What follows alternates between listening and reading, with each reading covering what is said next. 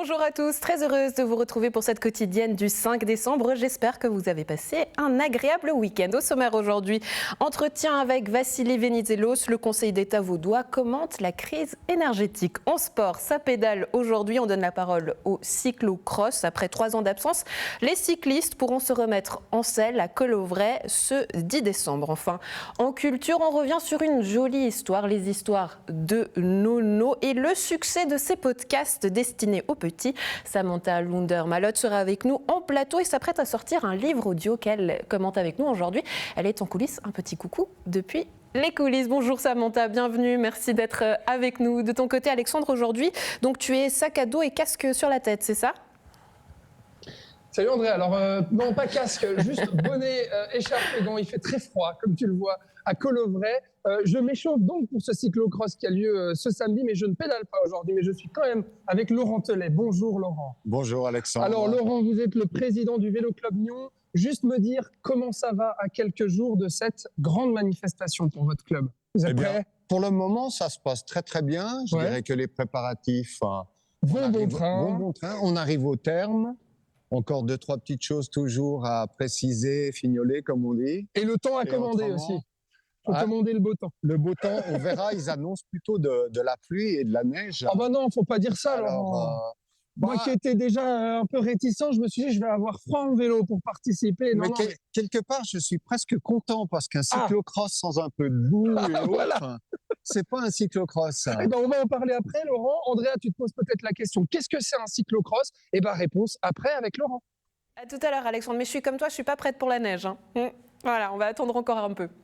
En actu, depuis son entrée en fonction, Vassili Venizelos est en première ligne sur les questions liées à la crise énergétique. Dans un entretien enregistré vendredi sur ce plateau, le Conseil d'État en charge de l'environnement revient sur les mesures proposées par le canton et commente les décisions prises par le Conseil fédéral. Vassili Venizelos, bonjour. Merci beaucoup d'être avec nous. Vous êtes conseiller d'État, chef du département de la jeunesse, de l'environnement et de la sécurité. Alors après des discours alarmistes, le message politique est aujourd'hui beaucoup plus rassurant. On a de la peine à comprendre où on en est réellement. Qu'est-ce qu'il en est ? Bonjour. Alors le message politique du Conseil d'État, en tout cas, n'a pas changé. Il est constant. Le risque de pénurie existe encore, il est bel et bien réel. Évidemment, on ne maîtrise pas tous les facteurs. Il y a notamment la question de la rigueur de l'hiver. Est-ce que l'hiver sera rigoureux ? Est-ce que l'hiver sera froid ? Il y a la question des centrales nucléaires françaises. Aujourd'hui, il y a 22 centrales nucléaires françaises qui ne sont toujours pas en service, ce qui pose évidemment des problèmes au niveau de l'approvisionnement d'électricité du canton et de la Suisse. Ça nous rappelle qu'on est fortement dépendant d'importations d'électricité et d'énergie, notamment en hiver, ce qui doit évidemment nous inciter à être plus efficaces et plus volontaires dans cette transition énergétique que tout le monde appelle de ses voeux. Alors on va faire évidemment un petit tour d'horizon en votre compagnie, mais est-ce qu'aujourd'hui on parle toujours d'une situation d'urgence ? Oui, alors ce risque de pénurie est toujours bien réel. Enfin, les paramètres sont toujours les mêmes, les incertitudes aussi. Évidemment, si nous ne faisons rien et qu'un événement type délestage ou contingentement arrive, ce qui pourra avoir un impact très fort sur l'économie, sur l'ensemble de la société, on serait confronté à une crise systémique, très clairement. Si nous ne faisons rien, eh bien, on nous reprochera de ne pas avoir anticipé, de ne pas avoir pris des mesures suffisantes pour éviter une telle crise. Et si on en fait trop, eh bien, on nous accusera d'avoir crié au loup pour rien. C'est toute la difficulté de l'exercice du pouvoir, c'est de placer le curseur au bon endroit. Mais j'ai le sentiment quand même que les mesures qui ont été prises par le Conseil d'État sont tout à fait proportionnées, sont tout à fait mesurées. Nous ne sommes pas encore dans un régime de contraintes. Évidemment, les futurs échelons, les futures décisions sont aussi dépendantes de la Confédération, puisque c'est la Confédération qui est en charge de l'approvisionnement énergétique en Suisse. Et c'est la Confédération. Tout à fait. Ces mesures de la Confédération, elles ont notamment été prises la semaine dernière. Est-ce que ça vous a soulagé de ne pas être finalement tout seul à prendre ces décisions ? Bon, alors ça, c'est prévu depuis le début. Enfin, il existe une planification fédérale qui détermine les différentes étapes qui visent à accompagner un risque de pénurie comme nous le vivons aujourd'hui. Cette planification est inscrite à travers 4 échelons. Nous sommes aujourd'hui dans le premier échelon, c'est l'appel aux bonnes volontés, l'appel aux économies d'énergie. On voit que ça fonctionne, que ça marche. Si on compare les chiffres de cette année à ceux de l'année passée, eh bien, on constate que une baisse de l'ordre de 5% de la consommation d'électricité. Alors c'est probablement Qu'est-ce que ça veut aussi... dire, pardonnez-moi, que la population joue le jeu ? Alors, probablement que la population joue le jeu, probablement que les appels aux économies d'énergie fonctionnent. Il faut reconnaître aussi qu'on a eu un automne particulièrement clément. Ça a probablement eu un impact sur ces différents chiffres. C'est évident. Mais je pense que la population est consciente des enjeux et est prête à fournir certains efforts qui ne sont quand même pas drastiques. On n'est pas encore dans cette phase de contrainte. Je crois que la population a conscience qu'avec un minimum d'efforts, sans impacter de façon trop conséquente son confort, on peut éviter une pénurie énergétique qui, elle, aurait des conséquences très fortes sur l'ensemble du système du fonctionnement de la société, que ce soit le système hospitalier, que ce soit l'économie. L'économie serait évidemment impactée, les gros consommateurs, les grosses industries, les grosses entreprises seraient impactées en premier. Évidemment, nous voulons à tout prix éviter cette situation. Aujourd'hui, justement, le monde économique, c'est celui qui est le plus inquiet. On leur demande toujours plus d'économies, ils doivent payer encore plus. Comment les rassurer ? Alors, je ne sais pas s'ils doivent payer encore plus, je ne sais pas si on leur demande plus qu'à la population. Aujourd'hui, le canton a fait voter un décret auprès du Grand Conseil pour avoir accès à certaines informations, certaines données relatives aux grands consommateurs énergétiques, parce que ce sont ces grands consommateurs énergétiques, c'est-à-dire ceux qui consomment plus de 100 000 kWh par année, qui seront impactés par les mesures de contingentement qui pourraient être prises par la Confédération. Et il est important pour le canton d'accompagner ces entreprises qui pourraient être touchées par une décision qui viendrait de la Confédération. Il est important qu'elles puissent anticiper une éventuelle demande de contingentement, décision de contingentement de la part de la Confédération. C'est des conséquences économiques importantes. Par exemple, on peut parler de la fermeture de stations de ski, des canons à neige, de parcs de loisirs, de casinos, de discothèques, de cinéma et de théâtre, enfin toutes ces choses dont on n'a pas envie qu'elles s'arrêtent.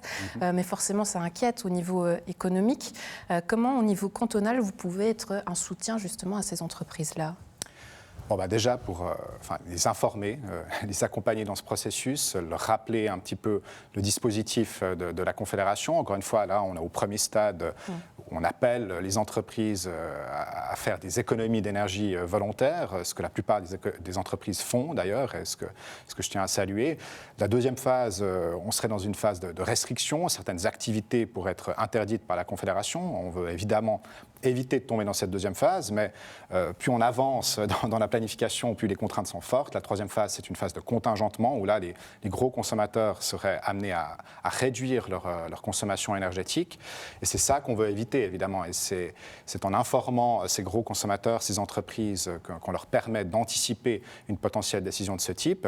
Alors ça, c'est le premier élément. Mais il y a un autre élément qui est venu s'inviter, évidemment, dans le débat et dans la discussion, c'est la question de l'augmentation de la facture énergétique. Et c'est vrai que là, on a une préoccupation majeure. On a de plus en plus d'entreprises qui sont confrontées à une augmentation des tarifs de l'électricité ou des tarifs de l'énergie en général et qui s'inquiètent de leur situation économique. Le Conseil d'État prend évidemment très au sérieux C'est savoir cette finalement situation. où mettre le curseur, du côté économique ou de l'environnement, c'est ça la question. Non, pas du tout, parce que j'entends, c'est de toute façon, cette transition énergétique, elle est indispensable. Pendant trop longtemps, on a gaspillé de l'énergie. Là, on s'en rend compte. On se rend compte que finalement, on peut réduire notre consommation d'énergie sans impacter notre confort, sans impacter la capacité des entreprises à produire. C'est essentiel. Il faut maintenir cet équilibre. Au contraire, la transition énergétique représente aussi une opportunité. On voit aussi le solaire se développer de plus en plus. Ce problème, il est là depuis trop longtemps. Depuis quand, justement ? Depuis quand est-ce que, si vous faites aujourd'hui un travail rétrospectif, quand est-ce qu'elle commence réellement, cette crise ? Ça fait des décennies que cette crise a commencé, selon moi. On a trop longtemps cru que l'énergie était illimitée, était abondante, qu'on pouvait se permettre de la gaspiller, de l'utiliser sans réfléchir aux différentes fonctions, à l'efficience énergétique. Et on se rend compte aujourd'hui que non, elle n'est pas limitée, effectivement, et puis que d'autre part, on est fortement dépendant des pays producteurs, des pays voisins. Si on prend l'ensemble du système énergétique suisse, c'est près de 3/4 de notre énergie qui est importée des pays extérieurs. Donc, c'est surprenant, sachant que la Suisse est un pays riche, qu'on est des villes riches, qu'on se retrouve dans cette situation-là. Absolument. On a probablement pas assez produit, on n'a probablement pas assez investi dans les énergies renouvelables ces dernières années. Et puis aussi, on n'a pas mis en place de plan pour lutter contre le gaspillage énergétique. On a trop longtemps pensé que cette énergie était abondante et illimitée. Et malheureusement, il n'y a jamais eu de plan national pour lutte contre le gaspillage énergétique. Et le Conseil d'État, dans la perspective de la révision de la loi sur l'énergie qu'il déposera au Grand Conseil au premier semestre de l'année prochaine, viendra avec différentes mesures qui permettront de lutter concrètement contre le gaspillage énergétique. Ça accompagnera évidemment aussi des mesures qui viseront à renforcer la production d'énergie renouvelable avec des objectifs très ambitieux. Ouais, dans la région, ça passe par des exemples très concrets. Dernier exemple en date, c'est le projet géothermie piloté par Énergéo à Vincelles. Objectif, explorer puis exploiter la chaleur du sous-sol de la région de la Côte pour chauffer 1500 à 3000 ménages durant environ 40 ans. Forcément, ça donne envie, c'est des grands espoirs. Là, c'est un message positif. De quel œil est-ce que vous voyez ça du côté du canton ?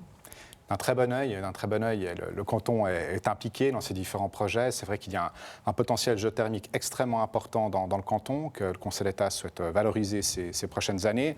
On a la chance d'avoir une loi cadre qui nous permet d'accompagner ces différents projets, qui nous permet aussi de bénéficier de subventions de la Confédération.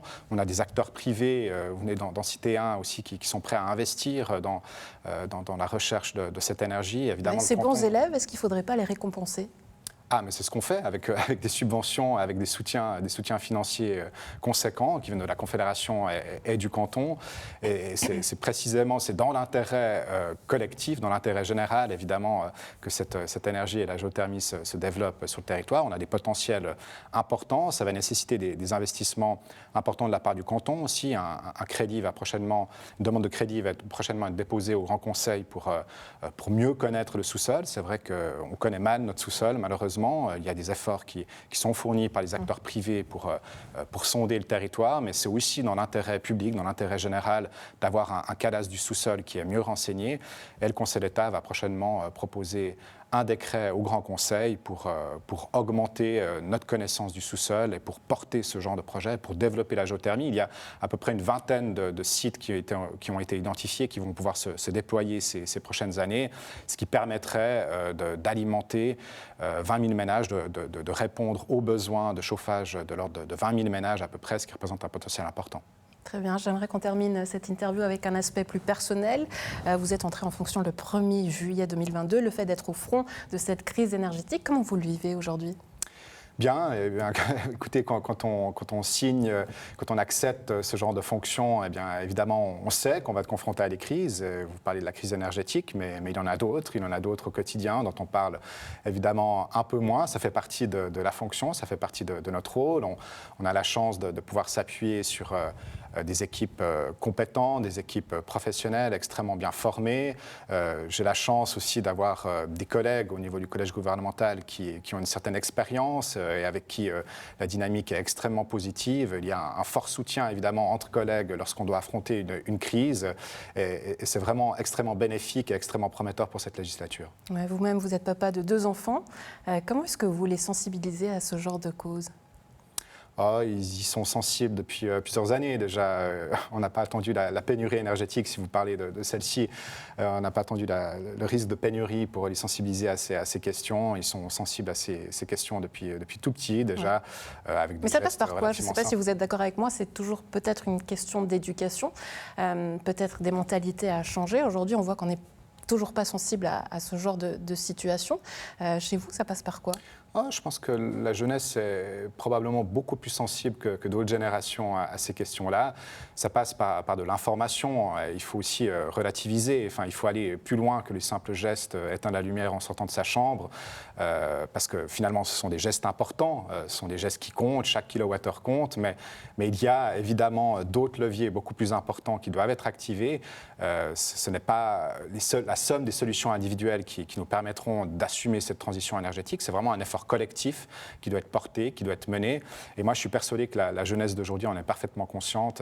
En témoignent les engagements politiques que l'on peut voir de cette jeunesse. J'ai la chance d'être en charge de la jeunesse. C'est compliqué, pardonnez-moi de rallier tout le monde, parce qu'aujourd'hui, on a ces 2 générations qui sont peut-être à l'opposé. L'ancienne qui a peut-être commis des erreurs, cette jeunesse qui arrive, les anciens qui peuvent peut-être parfois donner des leçons aux plus jeunes.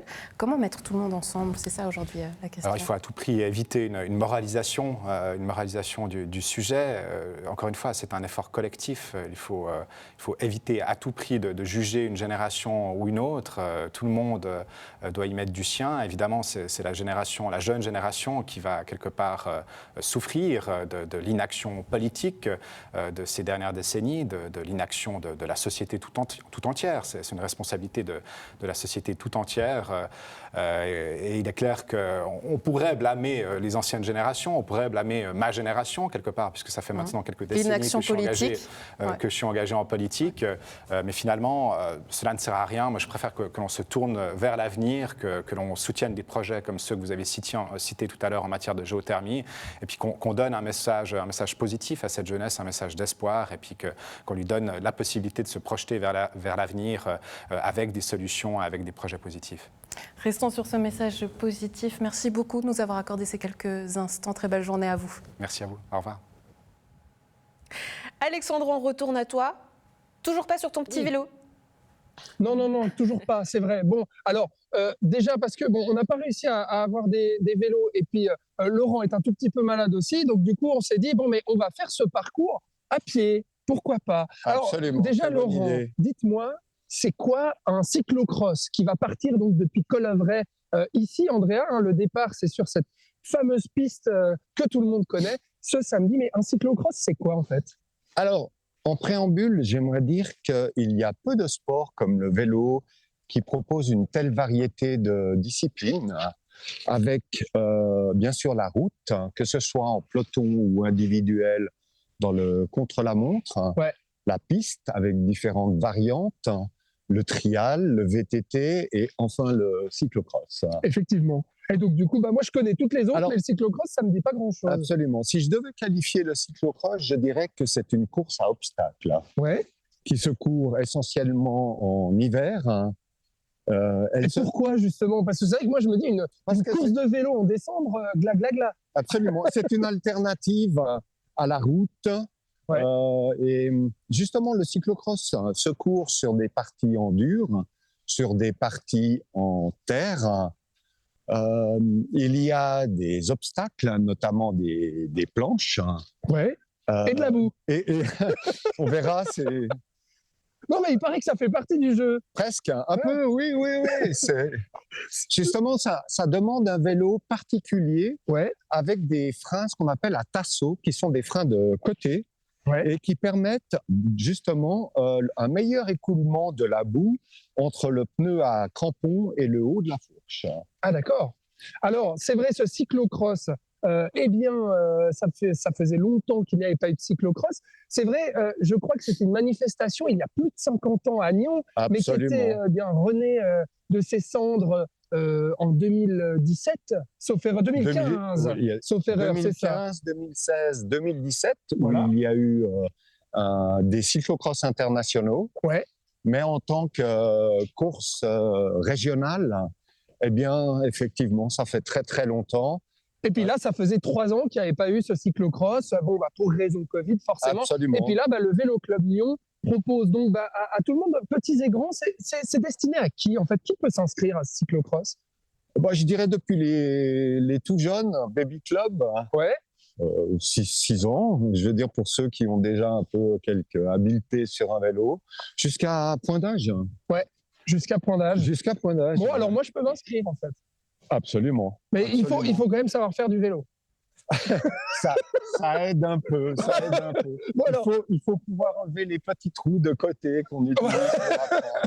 C'est ça. Alors, Laurent, le parcours, il va passer où? Parce que donc, il débute ici, là, à Colovray, et ensuite, montrez-moi, parce que ça va passer tout autour, c'est ça? Ça va. Alors, il y a 3 boucles, en fait. Il y a une boucle pour les jeunes de 500 mètres, pour les petits cracks, donc des 6-7 ans, les petits écoliers, écolières. C'est une boucle de 500 mètres qui se fait essentiellement sur la piste, avec un petit point également en terre. Et pour les grands, ça passe dans les champs derrière? Alors, il y a encore une autre boucle, cette fois de 1 km, qui utilise également la piste et la partie en terre qui se trouve là-bas. Et enfin, pour les très grands, cette fois, on va dire, la dernière boucle est de 2,3 km Alors, elle occupe et elle couvre toute la surface de Colovray. Voilà. En allant derrière, et fait une des principales difficultés, c'est le talus ici, parce que les montées sont assez fortes. Il faut de l'habileté pour les virages en dévers. Ce sont des équilibristes, moi je trouve un peu. Une redescente, une remontée. D'ailleurs, ça demande, comment je dirais, ce qu'on appelle un coup de rein. Ah, absolument. Donc il faut un bon coup de rein. Il faut un bon coup de rein. Voilà, pour faire ce cyclocross. C'est exhaustif, quoi.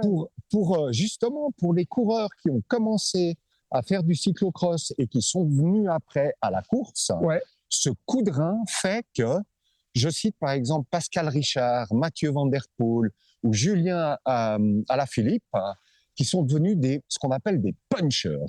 À savoir qu'à peu de kilomètres de l'arrivée, sur des courses où la topographie s'y prête, ils arrivent à donner une telle impulsion qu'ils laissent sur place les autres. Donc c'est ça qu'il faut pour être un bon puncher, c'est ça? C'est ça, on les appelle des punchers. Pour le cyclocross. D'ailleurs, Pascal Richard, lui, il a été champion du monde, cyclocross, etc. Bon, et vous allez courir samedi ou pas, Laurent? Ah non, moi, j'ai pas cette chance. Voilà, c'est organisateur, il y a déjà suffisamment de boulot. Absolument, absolument. Bon, très bien. Laurent, merci beaucoup. Il faut toujours quelqu'un pour distribuer les prix. Et il y a beaucoup de prix, il y a 45 prix. 45 prix à distribuer? Absolument. Ah oui, d'accord. Et 14 bouquets de fleurs aussi. Ah bah, ce qui est toujours très sympathique. Et ben voilà un week-end festif en perspective pour tous les amateurs, amatrices de cyclisme, de vélo et donc de cyclocross.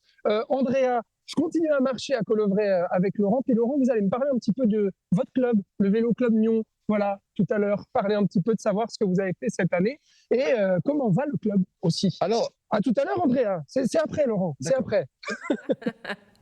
Notre invité est impatient, mon voix, c'est un passionné surtout. Avec nous, on ouvre une page de culture avec vous, Samantha Lundermalot. Je vous en prie, venez me rejoindre sur ce plateau. On va revenir sur cette jolie histoire, les histoires de Nono. Ce sont 433 livres déjà vendus, plus de 16 000 francs récoltés et surtout une belle histoire commencée dans une armoire à habits. Bonjour Samantha. Bonjour. Merci beaucoup d'être avec nous. Alors on a quelques jours de Noël et vous allez sortir ce tout premier livre en images et à écouter. J'imagine que vous êtes sur un petit nuage. Oui, c'est chouette. C'est vraiment chouette. Ouais. Alors on va revenir sur cette histoire. C'est une histoire qui est notamment née grâce à votre grand-père du calme. On va voir la couverture ensemble. Elle va s'afficher à l'image. C'est votre Nono à vous. Oui, c'est juste, c'est mon grand-papa. Et puis sur l'image qu'on voit, c'est justement mon grand-papa et moi. J'ai confié une petite photo de l'époque à mon illustratrice qui a su donner un petit peu vie à tout ça en images. Ouais, alors l'ouvrage commence d'ailleurs avec une histoire que vous lui avez empruntée. C'est Drillo, le crocodile qui avait mal à une dent.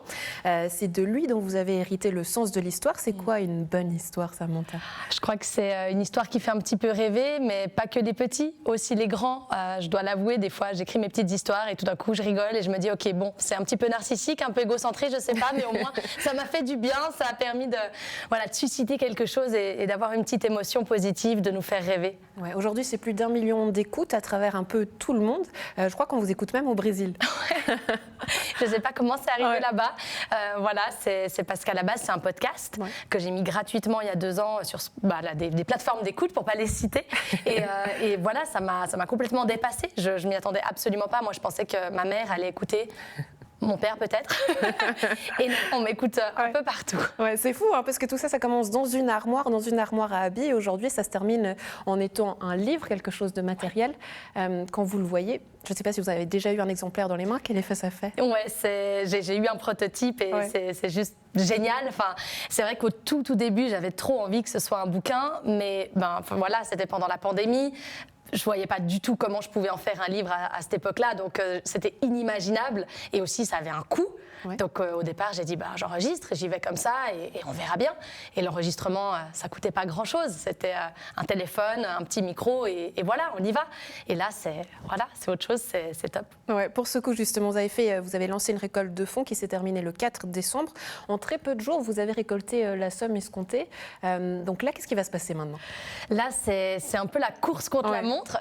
Moi, j'appelle ça mes petits lutins, c'est-à-dire ma famille, mes meilleurs amis qui sont à fond avec moi.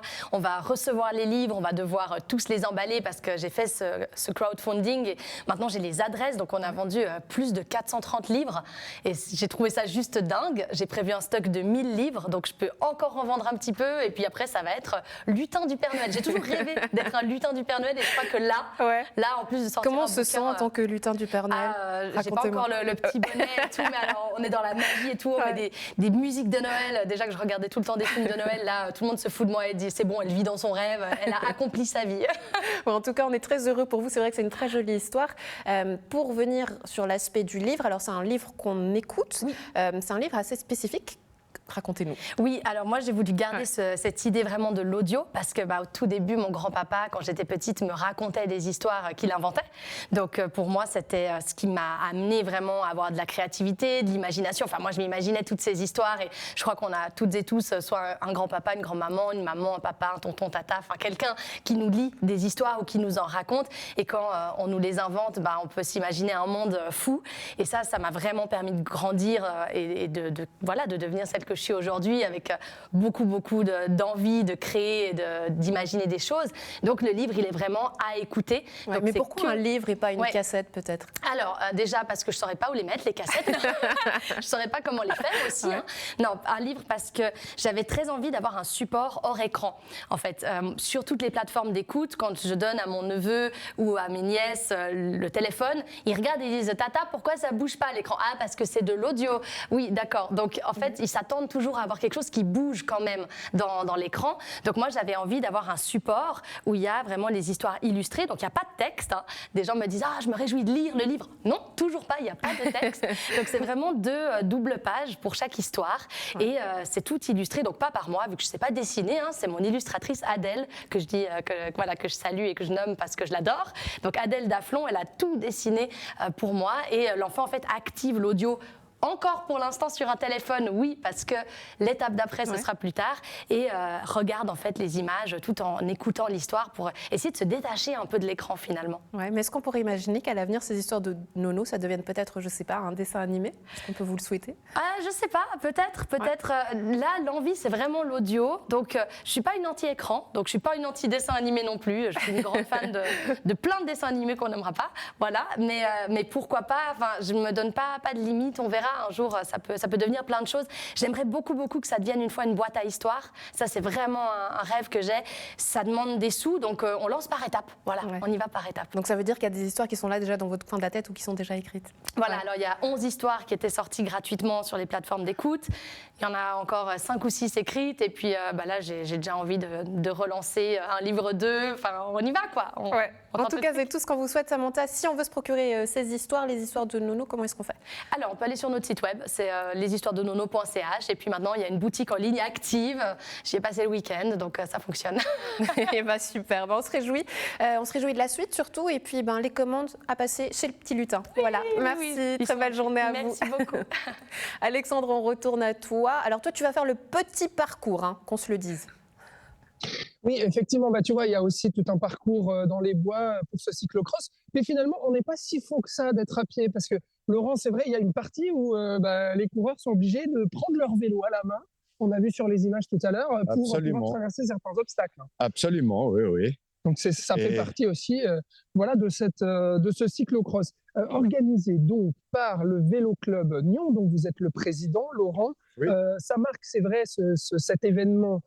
Ça marque la fin de cette saison, de cette année 2022. Comment c'est allé cette année pour vous, pour le Vélo Club Nyon? Alors, je dirais que le Vélo Club Nyon, globalement, se porte bien. Ouais. Il y a notre traditionnel camp du mois de juin, très prisé, où il y a environ entre 14 et 16 participants à chaque fois. Et là, enfin, sans le Covid, vous avez pu y retourner, quoi. Surtout. Oui, absolument.